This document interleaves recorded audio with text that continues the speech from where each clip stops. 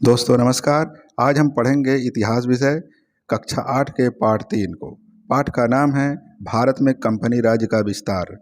अब तक आपने देखा पाठ 1 में यूरोपीय शक्तियों का आगमन हुआ और वो व्यापार करने के लिए आए, और दूसरे पाठ में हमने पढ़ा कि वो लोग कैसे अंग्रेजी राज्य की स्थापना किए। अब हम पढ़ेंगे उसका विस्तार।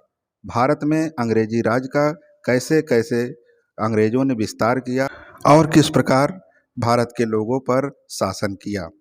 तो चलिए शुरू करते हैं वीडियो को। जिस समय अंग्रेज भारत के उत्तरी पूर्वी भाग में अपने साम्राज्य का विस्तार कर रहे थे, उसी समय दक्षिण भारत के मैसूर, हैदराबाद तथा मराठा राज्य के शासक आपसी युद्ध में व्यस्त थे। देश के शासक प्रायः अपनी सीमा के विस्तार या उत्तराधिकार के लिए संघर्षरत थे। जो राजा या शासक अपने को कमजोर समझते थे, वे अंग्रेजों की शरण में चले जाते थे। जो शासक अंग्रेजों से मदद मांगने के लिए जाते थे, उन्हें अंग्रेज सैनिक मदद देते थे। अंग्रेज बदले में उस व्यक्ति से जीते हुए राज्य का कुछ भाग व अन्य रियायतें लेते थे। भारतीय शासक अंग्रेजों के हाथ की कठपुतली बनकर रह गए थे। अंग्रेज लगभग 90 वर्षों में अर्थात 1764 ईस्वी से 1856 ईस्वी तक भारत के अधिकांश हिस्से पर राज्य करने लगे। यहाँ कलरफुल बैकग्राउंड में लिखा हुआ है, सोचिए और बताइए ईस्ट इंडिया कंपनी कैसे भारत में व्यापार करने आई थी, कैसे इतने बड़े देश पर अपना राज्य व अधिकार बढ़ा सकी। अंग्रेजों ने विभिन्न नीतियों के अंतर्गत जैसे वेलेजली की सहायक संधि नीति, डलहौजी की विलय नीति, कुशासन का आरोप लगाकर राज हड़पना, युद्ध में पराजित करके शासकों से लाखों रुपए वार्षिक लेना, हुआ फूट डालो और राज करो जैसी कूटनीतियों के जरिए भारत के राज्यों को कंपनी राज्य में मिलाया। नई टॉपिक है मैसूर। यहाँ मैसूर राज्य के बारे में लिखा गया है। विजय साम्राज्य के पतन के पश्चात से ही मैसूर राज्य ने अपनी स्वाधीनता को बनाए रखा था। 18वीं शताब्दी के प्रारंभ में हैदर अली ने मैसूर की सेना में एक साधारण अधिकारी के रूप में कार्य किया। शीघ्र ही वह अपनी कुशाग्र बुद्धि द्वारा सेना में उच्च पद तक पहुंच गया। 1761 ईस्वी में उसने मैसूर राज्य पर अपना अधिकार कर लिया। उसने बिदनूर, सुदा, सेदा, कन्नड़ और मालाबार के इलाकों को जीत लिया। मालाबार की जीत से हैदर अली की सत्ता का समुद्र तट तक विस्तार हो गया। इससे अंग्रेजों का आशंकित होना स्वाभाविक था। दोनों के मध्य संघर्ष असंभावी था। अतः 1767 ईस्वी से 1799 ईस्वी के मध्य मैसूर एवं अंग्रेजों में निम्नलिखित 4 युद्ध हुए। टॉपिक है प्रथम आंग्ल मैसूर युद्ध। 1767 ईस्वी से 1769 ईस्वी तक चला। हैदर अली को आगे बढ़ने से रोकने के लिए अंग्रेजों ने हैदर अली के विरुद्ध निजाम, मराठों और कर्नाटक के नवाब का एक सम्मिलित मोर्चा बनाया, किंतु हैदर अली विचलित नहीं हुआ। उसने मराठों को धन देकर तथा निजाम को प्रदेश का प्रलोभन देकर अपनी ओर मिला लिया। इसके पश्चात उसने कर्नाटक पर आक्रमण कर दिया। 1.5 वर्ष तक युद्ध होता रहा। हैदर अली ने मद्रास अर्थात वर्तमान चेन्नई को घेर लिया। 4 अप्रैल 1769 ईस्वी को हैदर अली तथा अंग्रेजों के मध्य संधि हो गई। इस संधि के द्वारा जीते हुए प्रदेशों को एक दूसरे को लौटा दिया गया तथा विपत्ति में एक दूसरे की सहायता करने का वचन भी दिया गया। टॉपिक है द्वितीय आंग्ल मैसूर युद्ध। यह युद्ध 1780 ईस्वी से 1784 ईस्वी तक चला।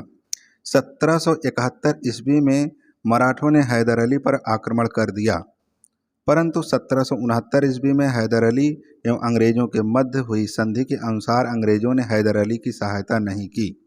इससे हैदर अली ने निजाम तथा मराठों से मिलकर अंग्रेजों के विरुद्ध एक संयुक्त मोर्चा बनाया। जुलाई 1780 ईस्वी में हैदर अली ने कर्नाटक पर आक्रमण कर दिया तथा कर्नल बेली के अधीन अंग्रेजी सेना को पराजित कर अकार्ट जीत लिया। इसी बीच अंग्रेजों ने निजाम तथा मराठों को हैदर अली से अलग कर दिया। हैदर अली ने इस स्थिति का सामना किया, परंतु नवंबर 1781 में वह पराजित हुआ। 1782 ईस्वी में हैदर अली ने अंग्रेजों को बुरी तरह हराया। 6 दिसंबर 1782 ईस्वी को हैदर अली की मृत्यु हो गई। हैदर अली की मृत्यु के पश्चात उसके पुत्र टीपू सुल्तान ने राज्य का उत्तरदायित्व संभाला। टीपू ने 1 वर्ष तक युद्ध जारी रखा। अंत में दोनों पक्षों ने मार्च 1784 ईस्वी में मंगलौर की संधि हुई और दोनों पक्षों ने एक दूसरे को जीते हुए प्रांत लौटा दिए। तृतीय आंग्ल मैसूर युद्ध 1790 ईस्वी से 1792 ईस्वी तक चला। यह 2 वर्षों तक युद्ध चला। अंग्रेजों का मैसूर के विरुद्ध तीसरा टकराव 1790 ईस्वी में हुआ। टीपू कोचीन रियासत को अपने अधीन मानता था। त्रावणकोर के महाराजा ने डचों से कोचीन रियासत में स्थित जयकोटे तथा क्रगानूर मोल लेने का प्रयत्न किया था, जिसके कारण टीपू ने आक्रमण कर दिया। अंग्रेजों ने त्रावणकोर के राजा के पक्ष में टीपू पर आक्रमण किया था। अंग्रेजी सेना वेल्लौर तथा आम्बूर से होती हुई बंगलौर तक पहुंच गई, जिसे उसने मार्च 1791 ईस्वी में जीत लिया। अंग्रेजी सेना श्रीरंगपट्टम तक पहुंच गई। अंग्रेजों ने कोयम्बटूर भी जीत लिया, परंतु शीघ्र ही वे पुनः उसे हाथ से खो बैठे। मराठा तथा निजाम की सहायता से उन्होंने पुनः श्रीरंगपट्टम की ओर चढ़ाई की। टीपू ने इसका कड़ा विरोध किया। जब टीपू ने देखा कि युद्ध जारी रखना असंभव है, तो उसने 1792 ईस्वी में श्रीरंगपट्टम की संधि कर ली। इस संधि के अनुसार उसे अपने राज्य का आधा भाग अंग्रेजों तथा उनके साथियों को देना पड़ा। इसके अंतर्गत अंग्रेजों को बारामहल, डिंडीगुल तथा मालाबार मिला। टीपू को 3 करोड़ रुपया युद्ध क्षति के रूप में भी देना पड़ा। युद्ध के इस दौर में टीपू की बहुत क्षति हुई। वह अपने राज्य को पूर्णतः समाप्त होने से बहुत कठिनाई से ही बचा पाया। चतुर्थ आंग्ल मैसूर युद्ध 1799 ईस्वी में हुआ था। 1798 ईस्वी में भारत में लॉर्ड वेलेजली आया, जो एक साम्राज्यवादी गवर्नर था। लॉर्ड वेलेजली ने देसी राजाओं को अपने अधीन करने की योजना बनाई। उनकी यह योजना सहायक संधि कही जाती है। यहाँ लिखा है ग्रीन बैकग्राउंड में सहायक संधि। इसके अंतर्गत 6 पॉइंट दिए गए हैं, इसको हम लोग पढ़ेंगे। पहला पॉइंट है, सहायक संधि के अंतर्गत देसी राजाओं पर यह दबाव डाला गया कि वे अंग्रेजों के संरक्षण में आ जाएं। उसके बदले में अंग्रेजी राज्य उनकी आंतरिक सुरक्षा एवं बाह्य शक्तियों से रक्षा करने का उत्तरदायित्व अपने ऊपर लेगा। दूसरा पॉइंट है, इस संधि को स्वीकार करने वाले शासकों को कंपनी का आधिपत्य स्वीकार करना था। तीसरा पॉइंट है, इस शासकों को अपने खर्चे पर अंग्रेजी सेना की एक टुकड़ी रखनी पड़ती थी।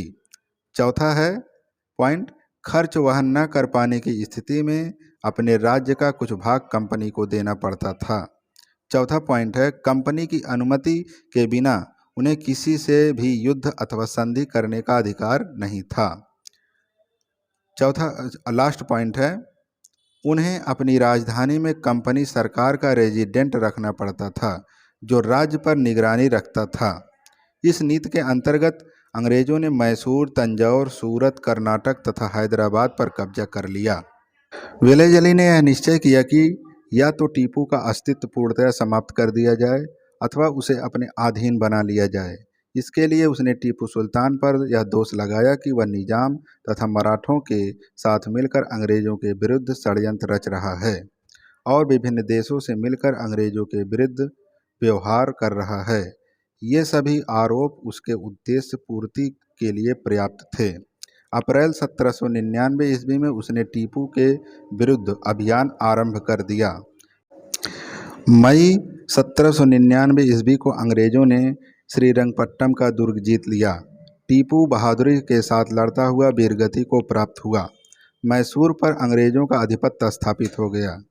दोस्तों, तो आप लोगों ने देखा किस तरीके से भारत में कंपनी राज का विस्तार कर रहे थे अंग्रेज। यह वीडियो यहीं समाप्त होता है। आगे का पार्ट हम फिर अगली वीडियो में लेकर आएंगे। तब तक के लिए नमस्कार।